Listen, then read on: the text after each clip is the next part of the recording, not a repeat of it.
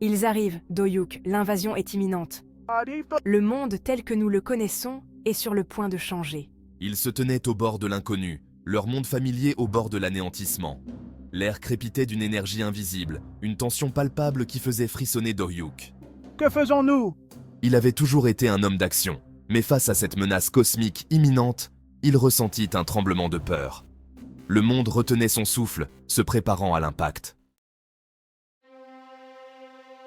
Douleur. Une douleur si intense qu'elle semblait déchirer l'âme même de Doyuk. Elle déchirait Doyuk, une agonie brûlante qui le consumait de l'intérieur, comme si chaque fibre de son être était en feu.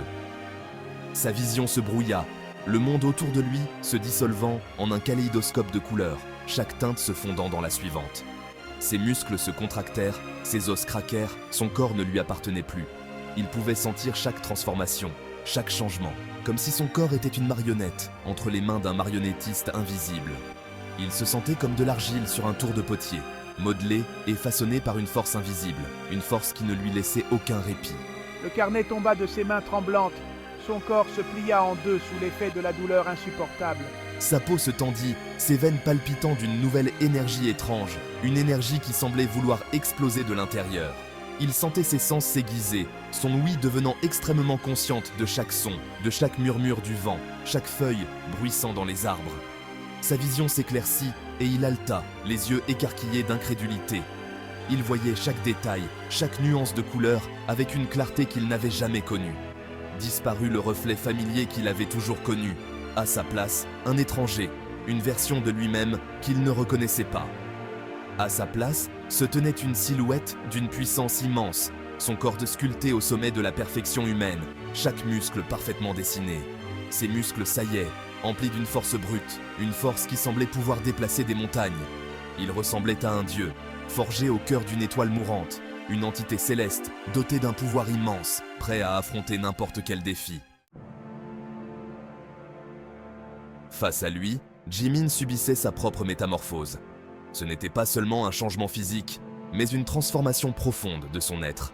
Sa silhouette délicate, qui rayonnait habituellement de chaleur et de rire, devint le vecteur d'une énergie brute et sauvage. Une énergie qui semblait puiser dans les forces primordiales de la nature. Ses yeux, autrefois pétillants de malice, brillaient maintenant d'une lumière surnaturelle, une lumière qui semblait percer les ténèbres et révéler des vérités cachées, reflétant les forces tumultueuses qui bouillonnaient en elle. Ces forces étaient à la fois destructrices et créatrices, un tourbillon d'émotions et de pouvoir. Disparues les courbes douces de sa jeunesse, effacées par les épreuves et les batailles qu'elle avait traversées, remplacées par la grâce élégante et mortelle d'un prédateur. Chaque mouvement était calculé, chaque geste précis. Des muscles ondulaient sous sa peau, son agilité décuplée. Elle était devenue une force de la nature, une guerrière redoutable. Ses doigts, autrefois agiles et rapides, se terminaient maintenant par des griffes, des armes naturelles prêtes à déchirer ses ennemis, acérées comme des lames d'obsidienne. Ces griffes étaient le symbole de sa nouvelle identité, de sa puissance retrouvée. Elle se déplaçait avec une fluidité nouvelle, une grâce presque surnaturelle, ses mouvements flous, comme si l'air lui-même obéissait à ses ordres. Elle semblait danser avec les éléments, en parfaite harmonie avec son environnement. La transformation allait au-delà du physique. C'était une renaissance, une réinvention de soi. Elle se tenait droite, irradiant la confiance et la force, une aura de puissance émanant d'elle, son regard fixé sur le vortex tourbillonnant qui menaçait de consumer leur monde. Ce vortex était le symbole des défis à venir, des batailles qu'elle devait encore affronter. Elle était prête à se battre, prête à défendre ce qu'elle aimait, prête à affronter les ténèbres avec une détermination inébranlable. Le monde autour d'eux reflétait leur transformation, se déformant et se tordant sous la contrainte d'une puissance invisible. Les bâtiments grognaient et vacillaient, leurs fondations s'effondrant sous le poids de la réalité changeante. Le ciel, autrefois d'un bleu familier, s'embrasa de teintes menaçantes de violet et de vert, la foudre crépitant à travers les cieux comme des veines en colère. Le paysage urbain familier se dissolvait, remplacé par un paysage surréaliste d'angles impossibles et de perspectives mouvantes. Les rues se courbaient et se tordaient, les bâtiments s'élevant en spirale vers le ciel comme des lianes monstrueuses. La réalité elle-même semblait se défaire, le tissu de leur monde se désagrégeant. Un grondement sourd et guttural résonna du cœur du vortex tourbillonnant, un son qui sembla vibrer au plus profond de leurs os. Le monde retenait son souffle, au bord du précipice. Section 5. La flèche énigmatique. Puis, du centre même du maelstrom, une structure d'une noirceur impossible perça le ciel. C'était une flèche, incroyablement haute et mince, sa surface lisse comme de l'obsidienne et dépourvue de tout trait distinctif. Elle semblait défier la gravité, suspendue dans les airs comme maintenue en altitude par une force invisible. La flèche vibrait d'une énergie sombre, un phare de malveillance qui attirait le regard et glaçait l'âme. C'était le symbole de l'invasion à venir, un présage de destruction et de désespoir. Alors que Doyuk et Jimin observaient, la flèche se mit à tourner lentement, sa pointe traçant un cercle dans l'air. La flèche était une déclaration de guerre, une promesse de chaos et de dévastation. Section 6. Le messager des cieux. Une lumière aveuglante jaillit de la pointe de la flèche, fendant le ciel en deux. Du cœur de la lumière, une silhouette commença à descendre, sa forme enveloppée de flammes. À mesure qu'elle se rapprochait, les flammes se calmèrent, révélant un être d'une beauté surnaturelle. C'était un ange, ses ailes déployées, s'étendant sur toute la largeur de la rue. Ses traits étaient androgynes, parfaits dans leur symétrie, sa peau irradiant une douce lueur éthérée. Enfants de la terre, l'heure du jugement est arrivée. Les forces du chaos sont à votre porte, leur faim insatiable, leur soif de destruction inextinguible. Doyuk sentit une poussée d'adrénaline, ses instincts lui criant de se battre, de fuir.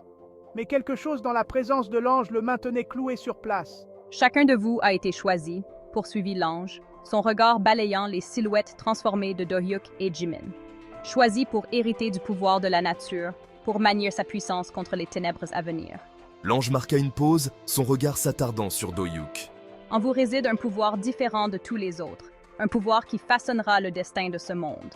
Doyuk pouvait sentir sa puissance, la sentir résonner en lui, une force profonde et primale qui semblait vibrer dans son sang. Il ne la comprenait pas, mais il savait, de tout son être, que sa vie avait changé à jamais. Le monde était un maelstrom de chaos et de destruction.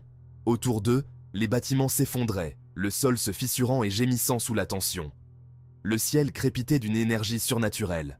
L'air était épais de l'odeur de l'ozone et de la peur. L'invasion avait commencé. À travers le vortex tourbillonnant, des créatures cauchemardesques descendaient sur la ville. C'étaient de grotesques parodies de la vie, leurs corps tordus et difformes, leurs yeux brûlants d'une intelligence froide et malveillante. Elles grouillaient dans les rues, leur nombre infini, leur faim insatiable. Et au milieu de tout cela se tenaient Doyuk et Jimin, le dernier bastion d'espoir face aux ténèbres qui approchaient. Alors que l'ange parlait, Doyuk ressentit une vague de puissance, différente de tout ce qu'il avait pu connaître auparavant. Ce n'était pas seulement une force physique ou une vitesse accrue, bien qu'il ressente également cela, c'était quelque chose de plus profond, quelque chose d'intimement lié à son être. Votre nature est inhabituelle. La voix de l'ange résonna dans son esprit, un mélange d'admiration et d'appréhension dans le ton. Doyuk baissa les yeux vers ses mains, qui brillaient maintenant d'une lumière éthérée. Il pouvait sentir le pouvoir vibrer sous sa peau, pulser dans ses veines. C'était à la fois exaltant et terrifiant, cette force nouvelle qui semblait vibrer d'une vie propre. Il ne la comprenait pas entièrement. Mais il savait, avec une certitude qui défiait toute logique, que ce pouvoir était à lui. L'ange leva la main, un geste empreint de majesté et de puissance divine, et l'air autour d'eux scintilla, comme si chaque particule de lumière répondait à son appel. La symphonie chaotique de la destruction sembla s'estomper, les échos de la violence se dissipant lentement, remplacés par un bourdonnement sourd, une mélodie grave et résonnante, une vibration qui résonnait au plus profond de leurs os, touchant leur âme même. Une barrière, invisible mais impénétrable, se dressait, les isolant de la ville ravagée, créant un havre de paix au milieu des ruines. La terre doit être purifiée, déclara l'ange avec une voix solennelle.